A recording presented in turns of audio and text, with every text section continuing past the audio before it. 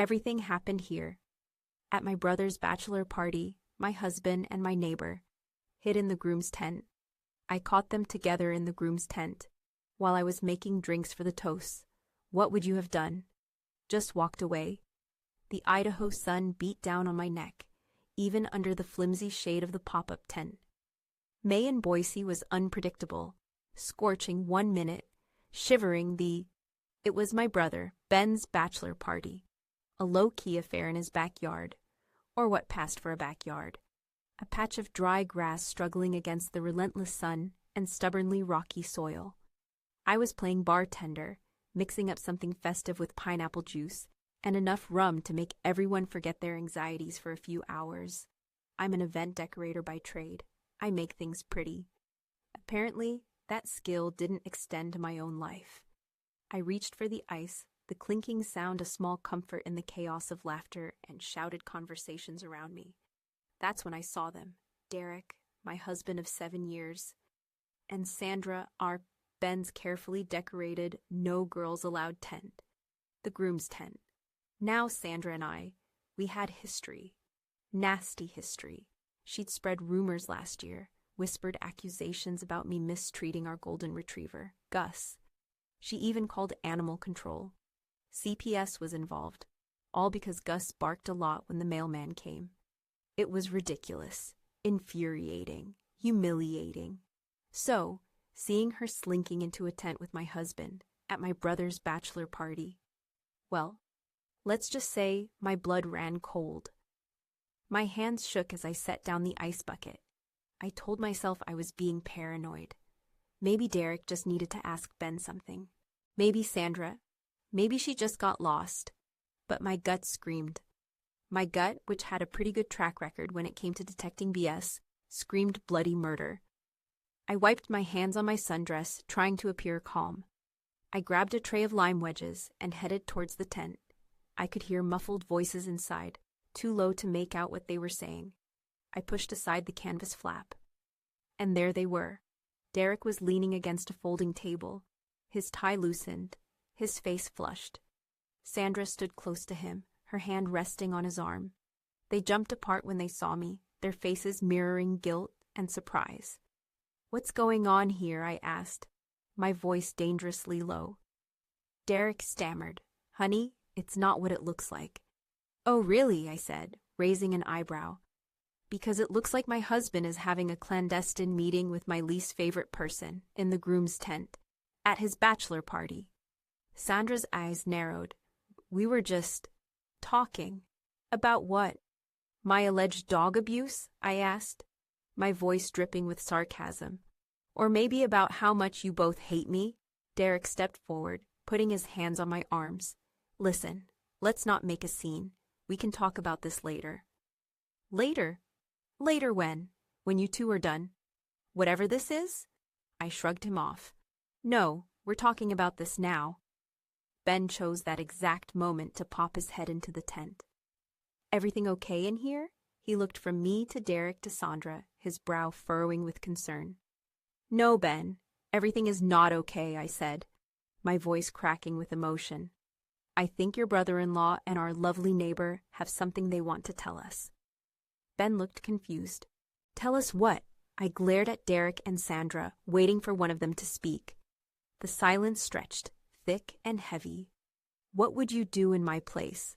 Would you spill everything right then and there, in front of my brother and the entire party?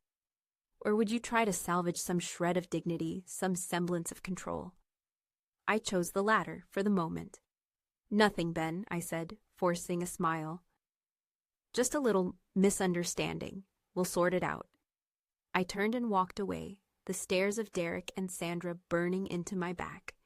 I needed to get out of there, to breathe, to think. I walked past the grill where Uncle Joe was burning hot dogs, past the beer pong table where the younger cousins were getting rowdy, past the inflatable pool where the kids were splashing and screaming. It all seemed so normal, so oblivious. How could everyone be having fun while my world was crumbling around me? I found myself in the far corner of the yard, near the rickety wooden fence that separated Ben's property from the vacant lot. The sun was beginning to dip below the horizon, casting long, distorted shadows across the parched grass. I leaned against the fence, trying to calm my racing heart. That's when I saw it. A small white envelope tucked into the space between two of the fence posts. It was addressed to me in messy, handwritten letters. My name was scrawled on the front. I pulled it out, my fingers trembling. Inside was a single sheet of paper covered in the same messy handwriting. The message was short and chilling. You should watch your husband more closely. He's not who you think he is. Who sent it? Was it Sandra trying to play mind games? Or was it someone else? Someone who knew something I didn't? My head was spinning. How could I trust anyone anymore? I crumpled the note in my fist, tears welling up in my eyes. Just then, Ben came over, a concerned look on his face. Hey, are you okay? You look upset. I plastered on a fake smile. I'm fine, Ben. Just a little tired. Well, come on, he said, putting his arm around my shoulders. Let's get you something to eat. Uncle Joe's burgers are surprisingly good, even if they are a little charred. I let Ben lead me back towards the party, but my mind was still racing. The note, Derek and Sandra in the tent, the rumors. It was all connected somehow. But how? That night, after the party had wound down and everyone had gone home, I couldn't sleep. Derek was snoring softly beside me, oblivious to the turmoil raging inside me. I slipped out of bed and went downstairs. I needed answers. I started with Derek's desk. He kept all his important papers there, bills, bank statements, tax returns. I knew I was invading his privacy, but I didn't care. I had to know what he was hiding. I rifled through the drawers, my heart pounding in my chest. I found old receipts, outdated insurance policies, and a stack of unopened mail. Nothing out of the ordinary. I was about to give up when I noticed a small locked box tucked away in the back of the bottom drawer. I didn't know the combination. Derek had always been secretive about it, but I was determined to get it open. I grabbed a screwdriver from the garage and went back to the desk. After what felt like an eternity, I managed to pry the lock open. Inside, I found a stack of photographs. They were of Derek and Sandra, taken in various locations around town, a restaurant, a park, a movie theater. They were laughing, holding hands, looking happy. My stomach churned. This wasn't just a casual flirtation. This was an affair, and it had been going on for months. I sank into Derek's chair, the photos scattering around me. How could he do this to me? How could he betray me like this? As I sat there, numb with shock and grief, I noticed something else in the box. A small velvet pouch. I opened it and poured the contents into my hand. A diamond ring. Not just any ring, a diamond ring. Identical to the one I lost last year. The one I thought had simply disappeared. The one Derek told me he had searched everywhere for. Tears streamed down my face. He hadn't lost it. He'd replaced it. With a new one. For her? I laid the photos and the ring on the kitchen table. He walked in, yawning. He stopped dead in his tracks, his face drained of color. "What is this?" he asked, his voice barely a whisper. "You tell me," I said, my voice cold and hard. He didn't say anything for a long time. He just stared at the evidence, his eyes wide with panic. I can explain, Explain what, Derek? Explain how you've been having an affair with our neighbor. Explain how you lied to me about the ring. Explain how you've completely destroyed our marriage. He tried to deny it, of course. He said the photos were old, that he and Sandra were just friends, that the ring was a coincidence. But I didn't believe a word of it. I knew the truth. I told him to leave. I told him I never wanted to see him again. He begged me to reconsider, to give him another chance. But I was done. I was finished. 7 years of my life, wasted on a liar and a cheat. He left that morning, suitcase in hand, his face etched with regret. As he walked out the door, he turned to me and said, "You'll never be happy without me." I slammed the door in his face. That afternoon, Sandra came over. She knocked timidly on the door, her eyes red and puffy. "Can we talk?" she asked. I hesitated. I didn't want to talk to her. I wanted to scream at her, to hit her, to make her pay for what she had done. But I also knew that I needed to hear what she had to say. I let her in. She sat down at the kitchen table, avoiding my gaze. "I'm so sorry," she said, her voice trembling. "I never meant for this to happen." "What did you mean to happen, Sandra? Did you mean to destroy my marriage? Did you mean to humiliate me in front of my family and friends? Did you mean to spread lies about me abusing my dog?" She started to cry. "I was jealous of you," she sobbed. "You have everything I've ever wanted. A loving husband, a beautiful home, a successful career. I wanted to take it all away from you." I couldn't believe what I was hearing. She had intentionally set out to ruin my life, just because she was jealous. "You're a terrible person, Sandra," I said, my voice shaking with anger. "I can't believe I ever trusted you." She hung her head. "I know," she whispered. "I deserve everything that's coming to me." I wanted to hate her. I wanted to make her suffer as much as I had suffered. But as I looked at her, I saw not a monster, but a broken, pathetic woman. And I realized that I didn't want to become like her. "Just go, Sandra," I said, my voice weary. "Just get out of my life and never come back." She left without a word. I filed for divorce. I had to sell our house. I lost a lot of friends. But I also discovered a strength within myself that I never knew I had. I focused on my work. I started taking classes. I spent time with my family. I reconnected with old friends. And slowly but surely, I began to heal. One day, about a year after Derek left, I was walking Gus in the park when I saw him. He was sitting on a bench, looking lost and lonely. Sandra wasn't with him. He saw me and stood up. He started to walk towards me, but then he stopped. He just stood there, staring at me, his eyes filled with regret. I didn't say anything. I just kept walking, Gus trotting happily beside me. As I walked away, I realized that I didn't hate Derek anymore. I didn't even pity him. I just felt nothing. A few months later, I received a letter in the mail. It was from Derek. He said he was sorry for everything he had done. He said he had made a terrible mistake. He said he missed me. He also said that Sandra had left him. She had moved to another state, and he hadn't heard from her since. I didn't respond to his letter. I didn't see the point. Our story was over. I often wonder what would have happened if I hadn't gone into that tent that day at Ben's bachelor party. Would I have ever found out about Derek's affair? Would I have continued to live a lie? Maybe. Or maybe the truth would have come out eventually. But I'm glad I found out when I did.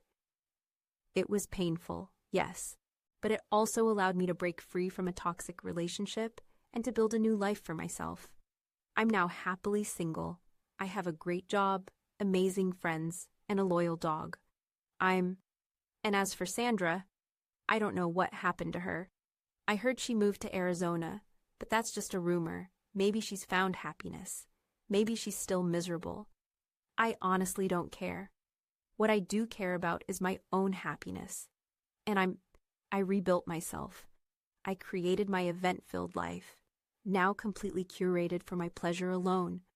I often think about that note I found tucked into the fence at my brother's bachelor party. "You should watch your husband more closely. He's not who you think he is." It was right, wasn't it? He wasn't. And neither was Sandra. People often aren't who they appear to be. They hide secrets, they tell lies, they betray those they love. But what can you do? You can't control other people's actions. All you can control is your own reaction. You can choose to be bitter and vengeful, or you can choose to forgive and move on. I chose to forgive, not for them, but for myself. Because holding on to anger and resentment only hurts you in the end. So what would you have done? Would you have exposed Derek and Sandra in front of everyone at the party? Would you have confronted them privately? Would you have tried to salvage your marriage? Or would you have walked away like I did? There's no right or wrong answer. Every situation is different. But I hope that my story has inspired you to think about what's truly important in your life. and to choose happiness even when it's difficult. I am living proof that even after the greatest betrayal, life goes on. You can rebuild, you can heal, you can find happiness again. You just have to believe in yourself. And that, my friends, is the most important lesson of all. Remember what happened to me, but never give up on yourself. Now I want to know, what would you choose? Forgiveness or something else? Let me know in the comments below. And if you like this story, don't forget to like and subscribe for more real-life dramas. Thank you. The silence in my apartment those first few weeks was deafening. Every creak of the floorboards, every hum of the refrigerator seemed amplified, a constant reminder of Derek's absence. I started taking long walks in the park, trying to clear my head. The crisp Boise air, once a shared pleasure with Derek, now felt sharp, almost accusing. One afternoon, while walking Gus, I bumped into Carol, an old colleague from my event decorating days. We hadn't spoken in years, not since I left the firm to start my own business. She looked genuinely surprised to see me. "Oh my gosh, is it really you? You look different." I forced a smile. "Different good or different bad?" She hesitated, then said, "Just different. More serious, maybe?" I sighed. "Life has a way of doing that to you, Carol." We chatted for a few minutes, catching up on old times. Then she said something that made my blood run cold. "So I heard about Derek. What happened? I always thought you two were so happy," I shrugged. "Things change, I guess." "Yeah, well, I also heard rumors," she continued, lowering her voice. "About him and Sandra, is that true?" I hesitated, then nodded. "Unfortunately, yes." Carol shook her head. "That's terrible. I always thought Sandra was odd. Always gossiping, always trying to stir up trouble." "Tell me about it," I muttered. "Did you ever hear anything specific about them?" Carol paused, thinking. "Well, there was one time, about 6 months ago. I saw them having lunch together at that little cafe downtown, the one with the striped awnings. They looked cozy, like they were more than just friends." 6 months ago. That meant their affair had started long before I suspected anything, long before the bachelor party. I felt a fresh wave of anger wash over me. I had been so blind, so trusting. How could I have missed the signs? "Thanks, Carol," I said, my voice strained. "I appreciate you telling me." "Of course," she said, patting my arm. "Anything for a friend. And listen, if you ever need anything, just call." I watched her walk away, my mind racing. The cafe with the striped awnings. I knew that place. It was Derek's favorite spot for lunch. I had even suggested going there with him a few times, but he had always made excuses. Now I knew why. I decided to do some more digging. I started by going through our old bank statements. I knew Derek had been careful to cover his tracks, but I figured it was worth a shot. I scrolled through months of transactions, looking for anything suspicious. And then I found it. A series of withdrawals, all for the same amount, all made at ATMs near Sandra's house. The withdrawals started about 6 months ago, around the same time Carol had seen them at the cafe, and they continued until just before I kicked Derek out. He had been giving her money. How much? I wasn't sure. But it was enough to confirm what I already suspected. Their affair wasn't just about sex or emotional connection. It was also about money. I felt sick to my stomach. I had worked so hard to build our life together, to save for a down payment on a house, to plan for the future. And he had been throwing it all away on his mistress. I decided to confront him. I called him and told him I wanted to meet him for coffee. He sounded hesitant, but he agreed. We met at a small cafe across town from our old neighborhood, a neutral territory. He looked tired and worn down. "What do you want?" he asked, avoiding my gaze. "I know about the money, Derek," I said, my voice trembling with anger. "I know you've been giving it to Sandra." He didn't deny it. He just sighed. "It's not what you think," he said. "Oh, really? Then what is it, Derek? Is it some kind of charity? Are you just a really generous guy?" "She needed help," he said. Her car broke down, she had medical bills. And you were happy to pay for it all. With my money, I shouted, my voice rising. People at nearby tables turned to stare. I didn't know what else to do, he said, his voice barely a whisper. I felt sorry for her. I laughed, a bitter, humorless sound. You felt sorry for her? What about me, Derek? Did you ever feel sorry for me? Did you ever think about how your actions would affect me? He didn't answer. He just sat there, looking ashamed. I stood up. I'm done, Derek, I said. I'm done with you, and I'm done with your lies. Just stay away from me. I walked out of the cafe, leaving him sitting there alone. I felt empty, drained of all emotion, but I also felt a sense of relief. He had no hold over me anymore. Back at my apartment, I found another letter in my mailbox. This one was different from the first. It wasn't handwritten, it was typed, and it was printed on plain white paper. The message was short and direct. Drop it or you'll regret it. Drop what? The investigation into Derek's affair, the divorce, the allegations against Sandra? I didn't know, but one thing was clear. Someone wanted me to back down. Someone was threatening me. I felt a surge of fear. Was I in danger? Was this just a scare tactic? Or was someone actually planning to hurt me? I called the police. I told them about the letters, about Derek's affair, about Sandra's history of spreading rumors. They took my statement, but they didn't seem particularly concerned. They said it was probably just a disgruntled ex-boyfriend or a jealous neighbor.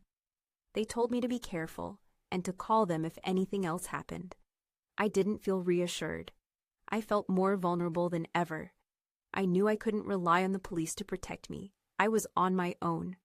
I decided to take matters into my own hands. I started doing some research on Sandra. I wanted to know more about her past, about her motivations. I found out that she had a history of financial problems. She had filed for bankruptcy twice, and she had been evicted from several apartments. She also had a reputation for being manipulative and dishonest. She had a way of ingratiating herself with people, then taking advantage of them. It was all starting to make sense. She had seen Derek as an easy target, a wealthy, successful man who was vulnerable and unhappy in his marriage. She had used her charm and her wiles to seduce him, and then she had milked him for all he was worth. What would you do? I was scared, but I was also angry.